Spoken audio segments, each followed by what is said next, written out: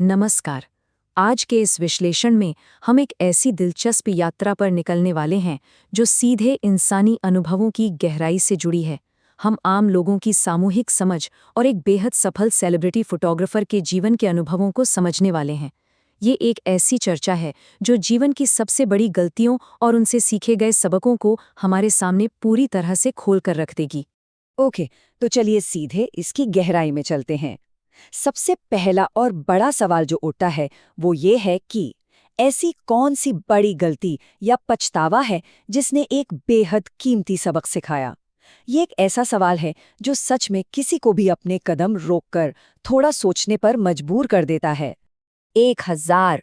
सोचिए, ये कोई छोटा मोटा नंबर नहीं है। ये आंकड़ा दर्शाता है कि इस जानकारी का स्रोत कितना विशाल है।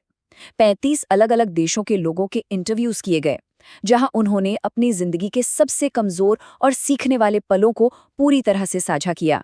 ये सिर्फ एक कहानी नहीं है, बल्कि हजारों जिंदगियों का पूरा निचोड़ है। और अब इस दूसरे नंबर पर गौर करते हैं, 63। ये मैथ्यू जॉर्डन स्मिथ की उम्र है, जो कि एक बेहद प्रसिद्ध फैशन फोटोग्राफर हैं। उनके पास जीवन की ऐसी खट्टी मीठी यादें और गहरे विचार हैं जो उन्होंने दुनिया घूमकर कमाए हैं। और इन्हीं के अनुभवों को हम आज के इस एक्सप्लेनर को आगे बढ़ाने के लिए एक मजबूत एंकर की तरह इस्तेमाल करेंगे। तो शुरुआत करते हैं पहले हिस्से से। एक ऐसा पछतावा जो लगभग सभी में आम है, कीमती समय का हाथ से निकल जाना। दरअसल इन इंटरव्यूज में से एक स्रोत ने बहुत ही भावुक कर देने वाली बात बताई। उन्होंने बताया कि कैसे उन्होंने खुद को अपनी माँ से मिलने से रोक लिया था और बाद में उस दूरी के एक एक पल पर उन्हें कितना गहरा पछतावा हुआ। ये किस्सा दिल को छू लेता है और सच में याद दिलाता है कि जिंदगी कितनी नाजुक होती है और अपनों को खोने की गति कितनी तेज और द्रावणी हो सकती है। अब इस कथन में जो सबसे ध्यान खींचने वाली बात है वो ये है कि ये उन रिश्तों की बिल्कुल कड़ी और कच्ची सच्चाई को उजागर करती है जिनका आगे कोई भविष्य नहीं होता। लोग अक्सर एक गलत या खोखले रिश्ते में सिर्फ इसलिए टिके रहते हैं क्योंकि उन्होंने उसमें पहले से ही अपना ढेर सारा वक्त निवेश कर दिया होता है। ये धारणा अपने आप में किसी ऐसी चीज को चमकाने जैसा है जो शायद कभी चमकेगी ही नहीं। इन्हीं सब कहानियों से एक और बहुत ही आम पैटर्न निकलकर सामने आता है। 19 या 20 साल की कम उम्र में ही जल्दबाजी में शादी या करियर के बड़े फैसले लेने से लोग अक्सर खुद को सच्ची तरह खोज नहीं पाते और नतीजा ये होता है कि वो उम्र भर यही सोचते रह जाते हैं कि काश मैं कुछ और ट्राई करता तो क्या होता। चलिए आगे बढ़ते हैं दूसरे हिस्से की तरफ। जुनून के ऊपर रुतबे को चुनना, यानी एक सुरक्षित रास्ते की कितनी भारी कीमत चुकानी पड़ सकती है। जिंदगी अक्सर दो राहें दिखाती है। एक तरफ है वो कलाकार जो सपनों का पीछा कर रहा है, फेल होने का रिस्क ले रहा है और छोटी मोटी साइड जॉब्स कर रहा है।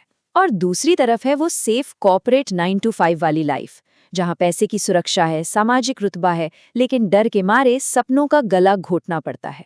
एक इंटरव्यूई ने ठीक यही बताया कि कैसे उन्होंने एक्टिंग का सपना सिर्फ डर की वजह से छोड़ दिया और बदले में उन्हें मिली एक उबाऊ नौकरी और उम्र भर का पछतावा। एक और कमाल का उदाहरण लीजिए। एक शख्स ने बताया कि जवानी में उन्हें एडवेंचर बहुत पसंद था, लेकिन उन्होंने जिंदगी अपने ढंग से जीने के बजाय वही किया जो समाज चाहता था। उन्होंने भारत में सैटेलाइट डिश बेचने की एक बहुत ही फंकी और मजेदार नौकरी ठुकराकर एक फैंसी ऑफिस डेस्क को चुना। ये ठीक उस बात का सबूत है कि सिर्फ सामाजिक रुतबा और ऑफिस का दिखावा शायद ही कभी सच्ची खुशी लाता है। यहाँ पर वापस मैथ्यू के अनुभव को देखते हैं। जो लोग सच में बेहिसाब दौलत और शोहरत हासिल कर लेते हैं, उन्हें भी अंत में यही महसूस होता है कि सिर्फ और ज्यादा इनकम के पीछे भागना बिल्कुल खोखला है। मैथ्यू खुद मानते हैं कि उम्र के इस पड़ाव पर आकर पैसों के पीछे वो पहले वाली दौड़ उन्हें अब बिल्कुल जरूरी नहीं लगती। तो फिर आखिर ये सच्ची सफलता है क्या भला? अगर मैथ्यू के बिल्कुल ग्राउंड लेवल नजरिए से समझें तो सफलता का सीधा सा मतलब है अपने समय और अपने स्वास्थ्य पर मुकम्मल नियंत्रण होना, अपनी जिंदगी को पूरी तरह से अपनी शर्तों पर जीना। क्योंकि सच तो यह है कि समय और स्वास्थ्य ही एकमात्र ऐसी सच्ची दौलत है जो किसी भी इंसान के पास हो सकती है। अब आते हैं तीसरे हिस्से पर, सच्चे रिश्तों की अहमियत और उन सभी खोखली परतों को हटाकर सही लोगों को ढूंढना। चाल, जी हाँ, मैथ्यू की शादी 4 बार हो चुकी है। ये जानकारी सुनकर शायद थोड़ी हैरानी हो, लेकिन यही वो चीज़ है जो उन्हें आम लोगों से अलग बनाती है। उनके पास जटिल रिश्तों को सुलझाने का एक बेहद लंबा और सच्चा अनुभव है, जो उन्होंने आसान किताबों से नहीं बल्कि उन सच्चे संघर्षों से सीखा है। उनका मानना है कि सच्चा प्यार कोई ऊपरी दिखावा या सुपरफिशियल चीज नहीं है। इसके लिए एक ऐसे सच्चे दोस्त को ढूंढना पड़ता है जो जिंदगी के सबसे बुरे वक्त और सबसे गहरे संघर्ष के दौरान भी आपके पास मजबूती से खड़ा रहे। जरा सोचिए, एक ऐसी दोस्ती जहां कोई भी बिना टीवी वाले कमरे में 1 महीने तक बैठकर बस बातें कर सके। यही एक सच्चा संबंध है। तो सबसे अहम बात जो यहाँ निकल कर आती है वो ये है कि शर्तों और अपेक्षाओं की लिस्ट को बिल्कुल भूल जाना चाहिए। किसी साथी की नौकरी, पैसा या शक्ल सूरत को लेकर दिमाग में जो एक पहले से तय चेकलिस्ट होती है उसे फेंकना होगा। जब ये सारी कंडीशंस और पुरानी अपेक्षाएं छोड़ दी जाती है तो आगे क्या चमत्कार होता है ये देखना वाकई बेहद दिलचस्प होता है। अब चलते हैं चौथे हिस्से की ओर, डर और परफेक्शनिज्म पर जीत हासिल करना, यानी आगे बढ़ने का वो जरूरी पहला कदम उठाना। भविष्य की चिंता में जीना और वर्तमान यानी आज में जीने के बीच सच में एक बहुत बड़ा फासला होता है।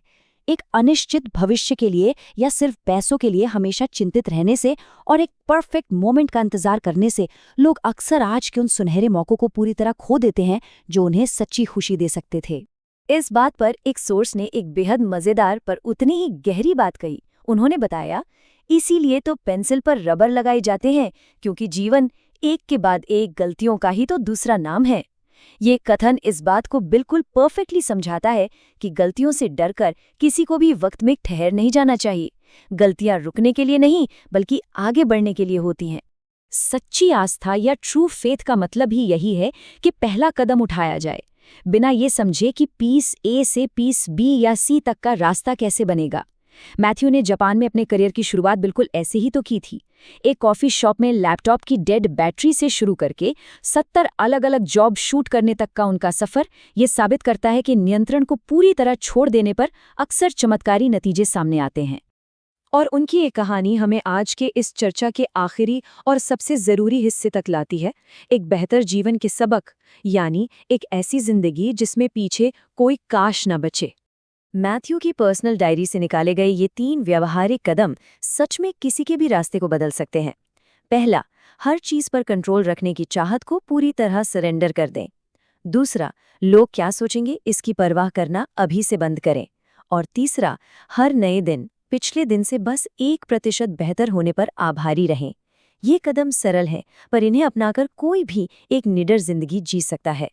और इस पूरी डीप डाइव को अगर एक विचार में समेटना हो तो वो यही है, जिंदगी बिल्कुल अपनी शर्तों पर जिएं, बिना किसी पछतावे के, और फिर बस देखें कि क्या कमाल होता है। जीवन को ऐसे निडर होकर जीना ही इन हजारों अनजान लोगों और उस अनुभवी एंकर की दी गई सिखों का सबसे मजबूत निचोड़ है। इसलिए आज के इस सेशन को खत्म करते हुए एक बेहद गहरा सवाल पीछे छूट जाता है। वही सवाल जो मैथ्यू खुद अपनी रोजाना डायरी में लिखते हैं। दुनिया में एक बड़ा और सकारात्मक बदलाव लाने के लिए आज इसी वक्त क्या किया जा सकता है?